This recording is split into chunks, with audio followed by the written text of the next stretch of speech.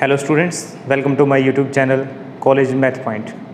Last lecture में हमने पढ़ा था कि कोई भी जो आपका फंक्शन है उसको हम कब कॉन्टीन्यूस कहते हैं, कब डिसकॉन्टीन्यूस कहते हैं, उनकी कंडीशंस क्या हैं, और हमने साथ में डिसकॉन्टीन्यूटी की कुछ टाइप्स जो है उनकी डेफिनेशन भी पढ़ी थी।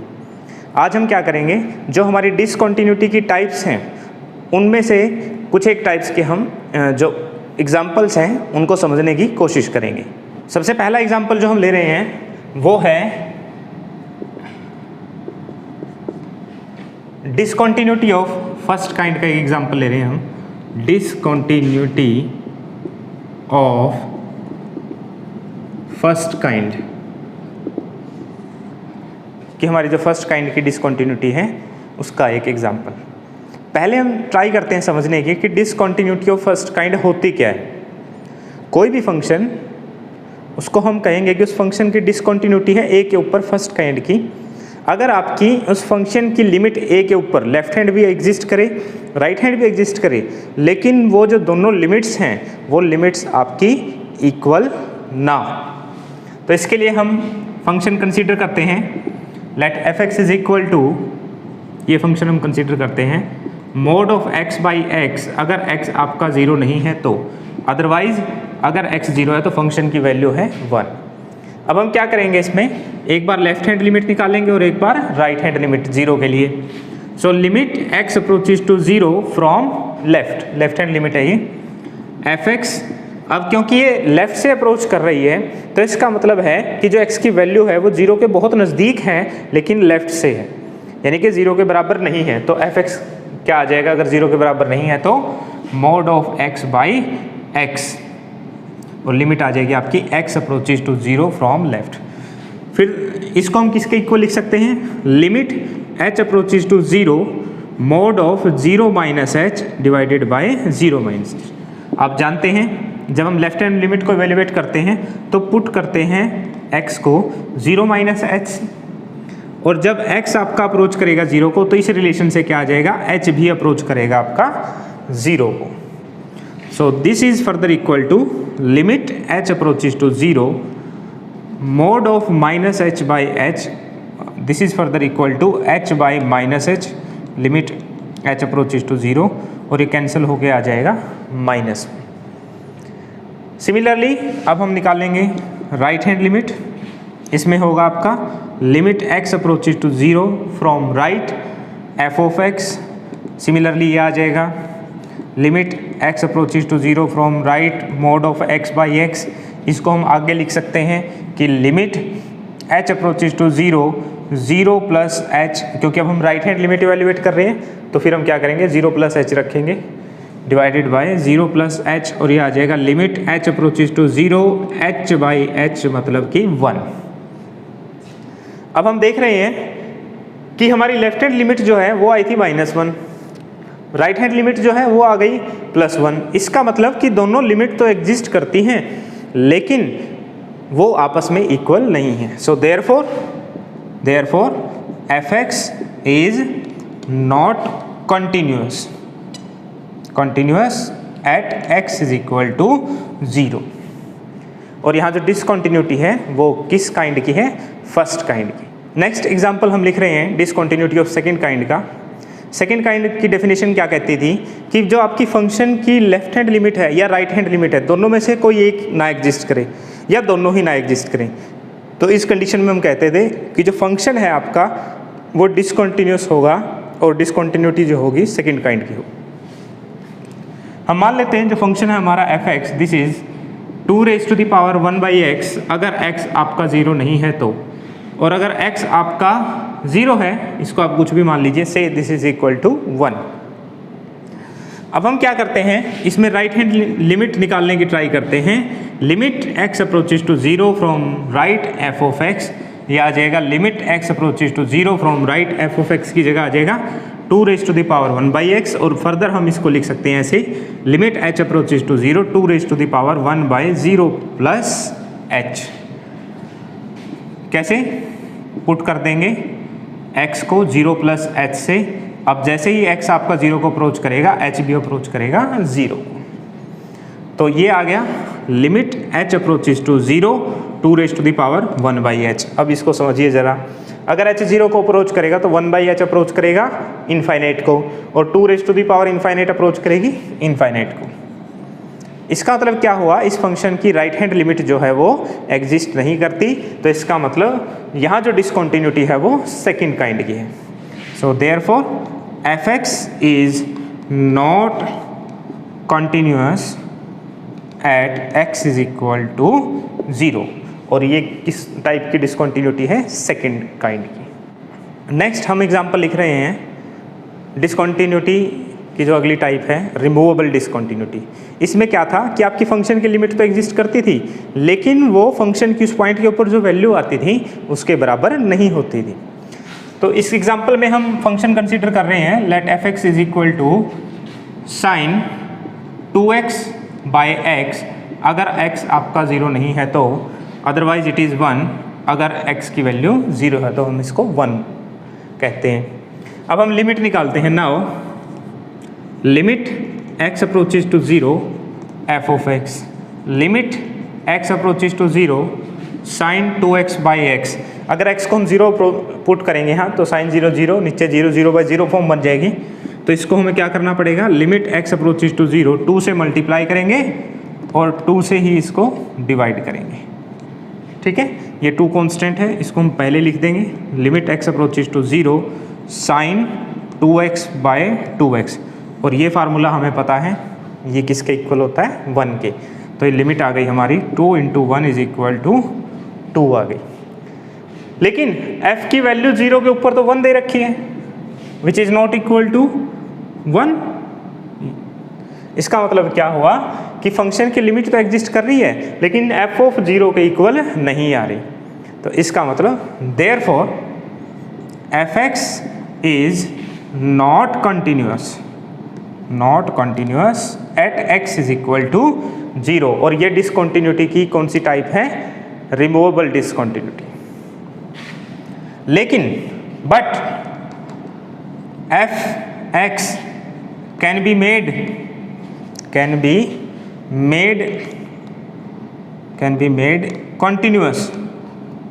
continuous बाय डिफाइनिंग, यानी कि अगर हम फंक्शन को कुछ इस तरीके से डिफाइन कर दें तो ये कॉन्टिन्यूस बन जाएगा। चलिए यहाँ लिख देते हैं, इसको अगर दोबारा से कैसे डिफाइन करें, f(x) is equal to sine 2x/x, अगर x आपका 0 नहीं है तो, और अगर x की वैल्यू 0 है। अब समझिए फंक्शन को कंटिन्यूस होने में क्या प्रॉब्लम आ रही है भाई, यहाँ ये वैल्यू इक्वल नहीं आ रही। अगर हम 1 की बजाय यहाँ 2 लिख दें तो क्या हो जाएगा, फंक्शन की आपका कंटिन्यूस हो जाएगा। तो यानी कि हमने क्या किया, फंक्शन को रीडिफाइन कर दिया इस तरीके से, ताकि जो आपकी डिसकंटिन्यूटी थी वो रिमूव हो गई, इसलिए इसको हम कहते हैं रिमूवेबल डिसकंटिन्यूटी। नेक्स्ट हम एक थ्योरम पढ़ेंगे जो बुक में दी गई है, थ्योरम 1.4 सीरियल नंबर से, थ्योरम 1.4। इसकी स्टेटमेंट है, a function f is continuous at x is equal to a if and only if, यानी कि कोई भी फंक्शन जो है वो a के ऊपर कंटिन्यूस होगा f अगर इन कंडीशंस को सेटिस्फाई करेगा, या अगर कोई फंक्शन इन कंडीशंस को सेटिस्फाई करेगा तो वो कंटिन्यूस होगा a के लिए। कंडीशन क्या है कि for given epsilon greater than 0 there exists some delta greater than 0 such that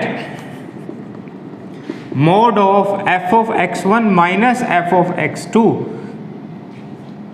this mod is less than epsilon whenever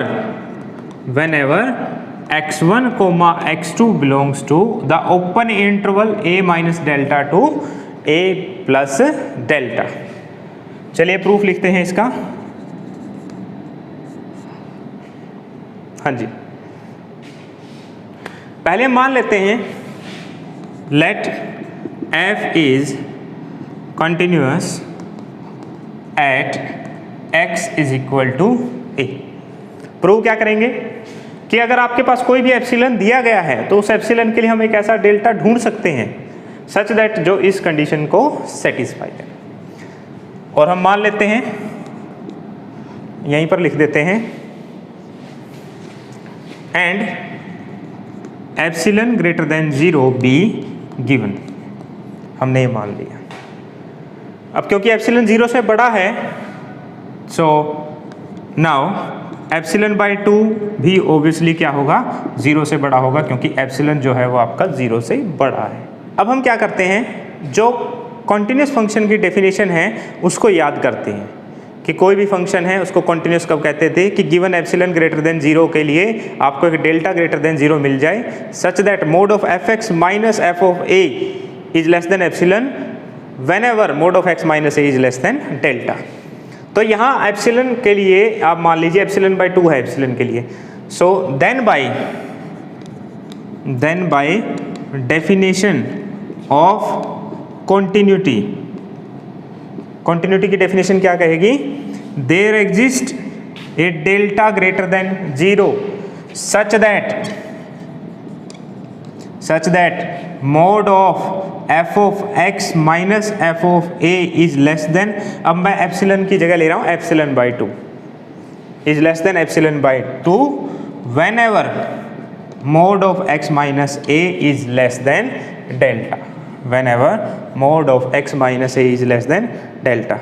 और इस कंडीशन को मैं ऐसे भी लिख सकता हूँ कि it implies mod of f of x minus f of a is less than epsilon by 2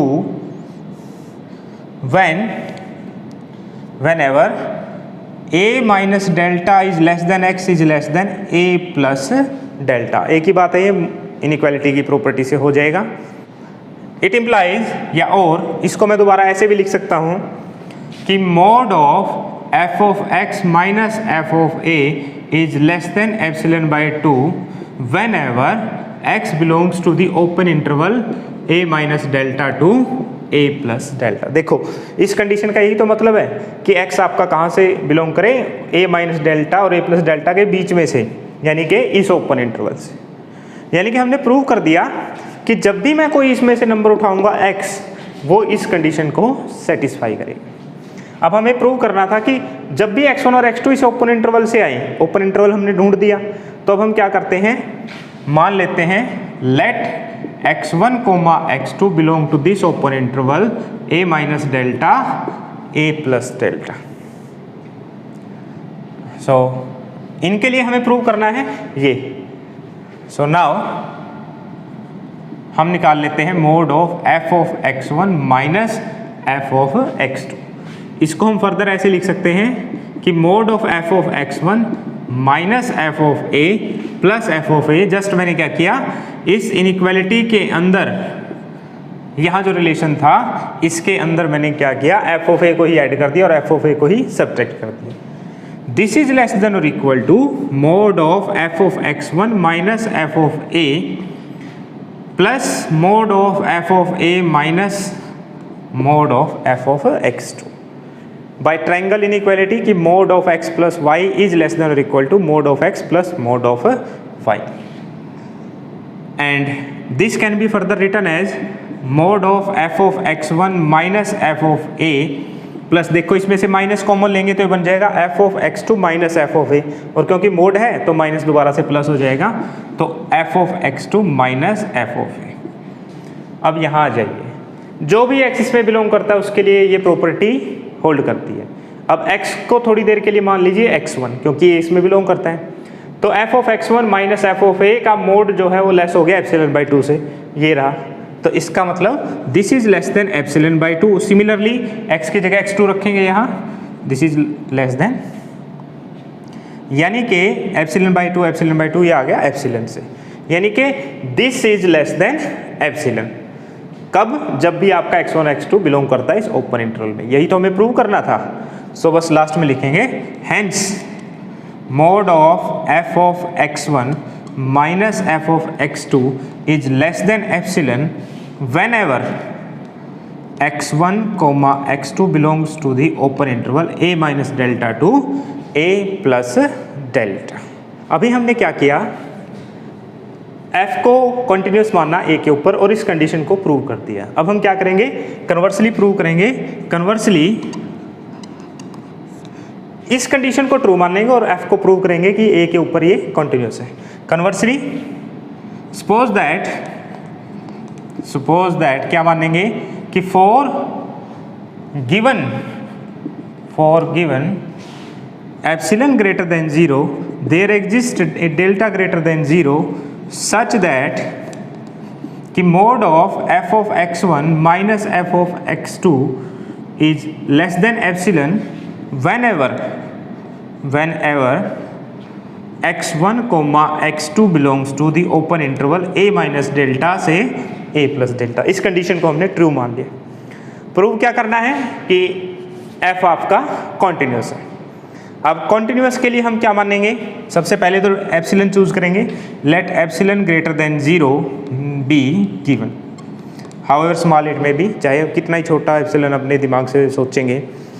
continuity की डेफिनेशन याद कीजिए। अब हमें एक डेल्टा फाइंड आउट करना है जो कॉन्टिन्यूटी के अंदर डेफिनेशन है उसको सेटिस्फाई करे। ठीक है, अब ये कंडीशन यहाँ अप्लाई करिए कि एप्सिलॉन ग्रेटर देन 0 के लिए आपको डेल्टा मिल जाता है। तो इस कंडीशन से क्या हो गया हमारे पास कि हमें डेल्टा तो मिल गया जो इस कंडीशन को सेटिस्फाई करे। तो अब हम क्या करेंगे, नाउ पुट करेंगे x1 की जगह पर x और x2 की जगह पर a। x1 की जगह x और x2 की जगह a। पहले देखिए क्या हम इनको पुट कर सकते हैं यहाँ पर। अब x1 तो जो है आपका वो इस ओपन इंटरवल में से लाई कर रहा है, हम इसको x मान रहे हैं थोड़ी देर के लिए, और x2 को मान रहे हैं a, और a ऑब्वियसली इस ओपन इंटरवल के अंदर आएगा, यानी कि हम ऐसा मान सकते हैं। तो ये कंडीशन क्या कहेगी, it implies that mod of f of x minus f of a is less than epsilon whenever x comma a belongs to open interval a minus delta a plus delta। and obviously a तो इसमें belong करता ही है, तो चाहे हम इसको ऐसे लिख दें कि x belongs to a minus delta a plus delta। a लिखने की ज़रूरत नहीं है क्योंकि a तो इसमें obviously बिलोंग करेगा। फर्दर हम इसको ऐसे लिख सकते हैं कि mod of f of x minus f of a is less than epsilon whenever इस कंडीशन को हम ऐसे रिड्यूस कर सकते हैं कि a माइनस डेल्टा है यहाँ, a minus delta is less than x is less than a plus delta, यानी कि mod of fx minus f of a is less than epsilon whenever mod of, इस condition को हम लिख सकते हैं x minus a is less than delta. अब देखिए ये किसकी डेफिनेशन आ गई, कंटिन्यूटी ऑफ ए फंक्शन की। And hence f is continuous at x is equal to a which is our required result. आइए अब हम करते हैं अगली थ्योरम जो बुक में हमारे पास है, theorem number 1.5। According to the statement, a function f defined on an interval I is continuous at a point a belonging to I। यानी कि कोई भी फंक्शन f जो I के ऊपर डिफाइंड है और I के किसी पॉइंट के ऊपर कंटिन्यूस होगा, जिस पॉइंट को हम a कह रहे हैं, इस पॉइंट के लिए कंटिन्यूस होगा if and only if this condition is satisfied. और अगर ये कंडीशन सेटिस्फाइड है तो हम प्रूव करेंगे कि f कंटिन्यूस होगा a के ऊपर जो a बिलोंग करता है I में। तो पहले हम मान लेते हैं, लेट प्रूफ स्टार्ट करते हैं इसका। Let f is continuous at x is equal to a which belonging to I। पहले हम मान लेते हैं कि जो f आपका वो a के लिए कंटिन्यूअस है। सो रिक्वायर्ड टू प्रूव क्या हो जाएगा हमारा, हमें प्रूव करना होगा कि अगर कोई सीक्वेंस xn x a को कन्वर्ज करती है तो ये जो f ऑफ xn की सीक्वेंस होगी this is also converging to f of a। तो इसके साथ एक चीज़ और मान लेते हैं, and xn is a sequence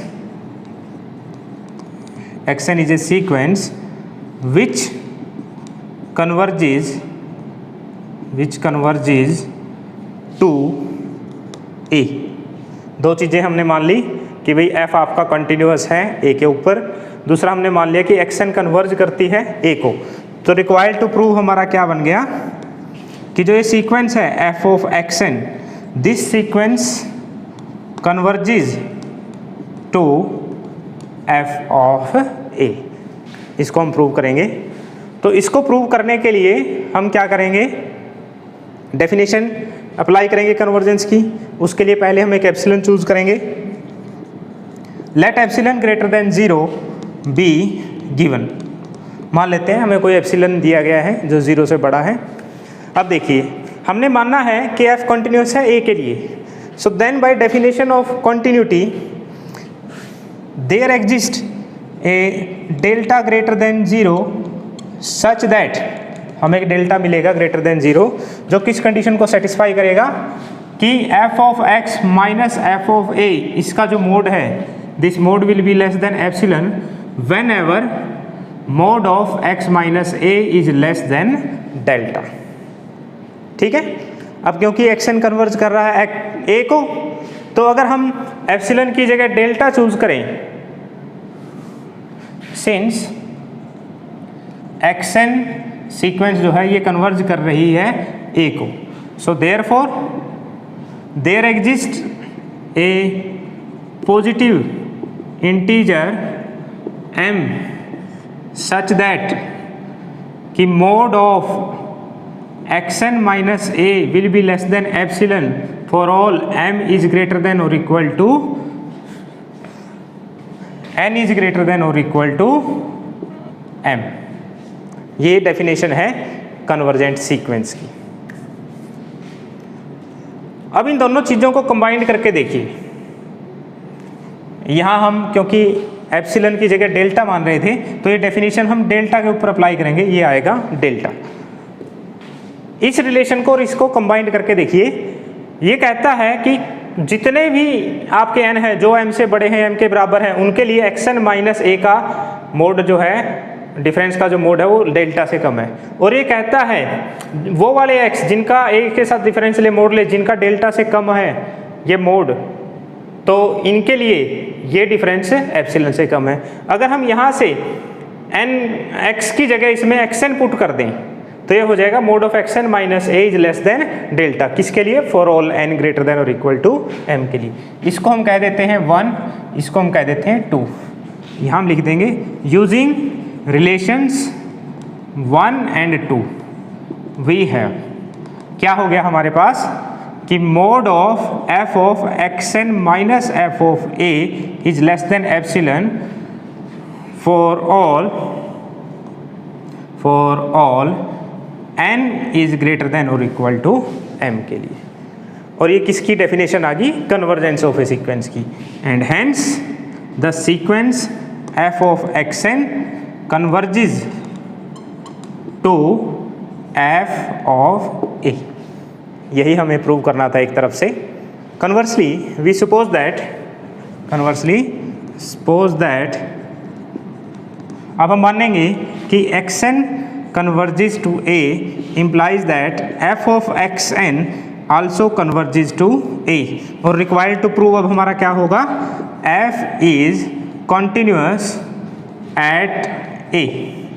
अब हमें प्रूव करना है कि जो f है हमारा वो कॉन्टिन्यूस है a के लिए। मान लेते हैं इसको हम कंट्राडिक्शन से प्रूव करेंगे। Let if possible f is not continuous at a। मान लेते हैं कि जो हमारा f है वो कॉन्टिन्यूस नहीं है a के लिए। तो डेफिनेशन क्या कहेगी? It implies there exists some epsilon greater than 0 such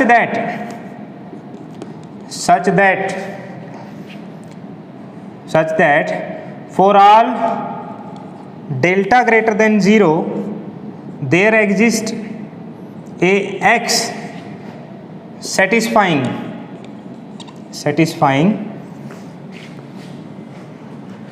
mod of f of x minus f of a is greater than or equal to epsilon whenever mod of x minus a is less than delta. यानी कि कहना चाह रहा है कि वे continuous नहीं है, continuous नहीं होगा, इसका मतलब हमें एक एप्सिलॉन ऐसा जरूर मिलेगा कि उस एप्सिलॉन के लिए हम चाहे कोई भी डेल्टा उठा लें, हमें एक x ऐसा जरूर मिल जाएगा जो इस कंडीशन को सेटिस्फाई नहीं करेगा। सेटिस्फाई नहीं करने का मतलब है यहाँ जो आपकी इनइक्वालिटी है वो ग्रेटर देन और इक्वल टू आ जाएगी। ठीक है, तो अब हम क्या करते हैं, डेल्टा को मान लेते हैं for each n belonging to capital N let delta is equal to 1/n। अब इसने ये कहा ना कि फॉर ऑल डेल्टा, यानी कि आप डेल्टा कोई भी उठाओ ग्रेटर देन 0 होना चाहिए। अब n नेचुरल नंबर है तो 1/n भी क्या होगा, ग्रेटर देन 0 होगा। तो इसके लिए हमें क्या मिलेगा, एक x मिलेगा। सो देयरफॉर इस कंडीशन का यूज करके हम क्या कहेंगे, there exist some xn such that, जो इस कंडीशन को सेटिस्फाई करे। पहले हम ये लिख लेते हैं कि mod of xn minus a is less than delta की जगह आ जाएगा 1/n and mode of f of xn minus f of a is greater than और इक्वल टू एप्सिलॉन। इसका मतलब क्या हुआ, आपने 1 लिया, n की जगह 1 पुट किया तो डेल्टा की वैल्यू 1 आ गई, फिर n की जगह 2 लिया तो डेल्टा की वैल्यू 1/2 आ गई इस तरीके से। और जब आप 1 2 3 करेंगे तो ये xn क्या करेगा, x1 x2 xn इस तरह से हमें पॉइंट मिलते रहेंगे। तो इसका मतलब हमें एक सीक्वेंस मिल गई xn जो इस कंडीशन को सेटिस्फाई करती है। अब यहाँ से तो हमें पता चल रहा है कि xn और a जैसे जैसे हम आगे बढ़ते जाएंगे, क्योंकि 1/n जो है वो 0 को कन्वर्ज करेगा, xn और a के बीच का जो डिफरेंस है वो बहुत कम होता जाएगा। यानी कि इट इम्प्लाइज दैट xn जो है वो कन्वर्ज करेगी a को। बट यहाँ देखिए, यहाँ f ऑफ xn में और f ऑफ a में डिफरेंस क्या होगा, ग्रेटर देन इक्वल टू होता जाएगा एप्सिलॉन से, यानी कि बड़ा होता जाएगा। यहाँ से हमें क्या पता चला कि f ऑफ xn जो है, this sequence does not converge to f of a। इसका मतलब ये कन्वर्ज नहीं करती, which is a contradiction, which is a contradiction. ये कंट्राडिक्शन क्यों आई, क्योंकि हमने माना था कि जब भी xn a को कन्वर्ज करेगी, f ऑफ xn जो है वो f ऑफ a को कन्वर्ज करेगी।